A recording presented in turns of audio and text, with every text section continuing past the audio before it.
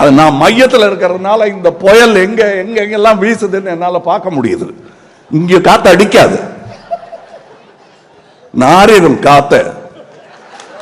அதான் சொல்றாங்கல்ல மலஹாசன், ஏய் மலத்தை பத்தி எங்கிட்ட பேசாத, எங்க மூதாத தாத்தா காந்தி கிட்ட கேளு மலம்னா என்னன்னு சொல்லுவாரு, அள்ளுவார்.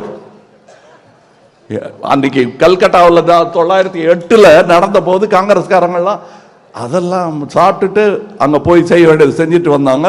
காந்தியார் தான் போய் அதை கிளீன் பண்ணிட்டு தான் பிரேக்ஃபாஸ்ட் சாப்பிடுவாரு, காலை உண்டி. அதுக்கப்புறம் என்கிட்ட மலஹாசன் சொன்னேன்னா சந்தோஷம், சபாஷ், நான் தான் அது. அங்க தாத்தா அதை அள்ளுவாரு, நானும் சேர்ந்து அள்ளுவேன். ஆனா உனக்கா அள்ள மாட்டேன், எனக்கா அள்ளுவேன்.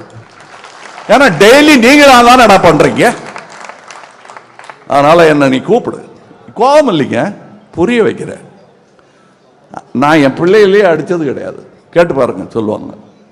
சண்டை போடலாம், கத்தலாம், ஆனா அடிக்க கூடாது. அது புரிஞ்ச இன்னொரு சகோதரர்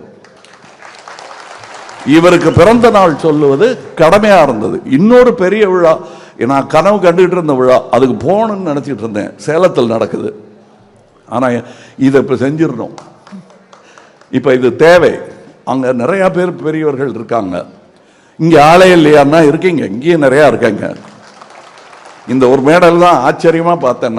நான் கலைஞன் இல்லையா, வழக்கமா நாங்க மட்டும் ஆடிக்கிட்டு இருப்போம், இங்க இருக்கிறவங்க எல்லாம் உட்காந்து பார்த்துக்கிட்டு இருப்பாங்க.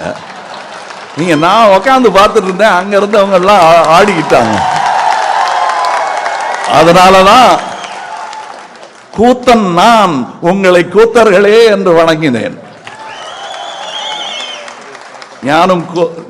நானும் கூத்தன் தான், ஞான கூத்தன். அது எங்க குரு பேர். ஞான கூத்தன் ஒரு கவிஞர் இருந்தார், என் மனதில் இன்னும் இருக்கிறார். அந்த ஞான கூத்தன் குரலாக கேட்டுக்கொள்ளுங்கள். இதுக்கு மேல என்ன சொல்றது, கட்டி பிடிச்சாச்சு, அவருக்கு நம்பிக்கை கொடுத்தாச்சு.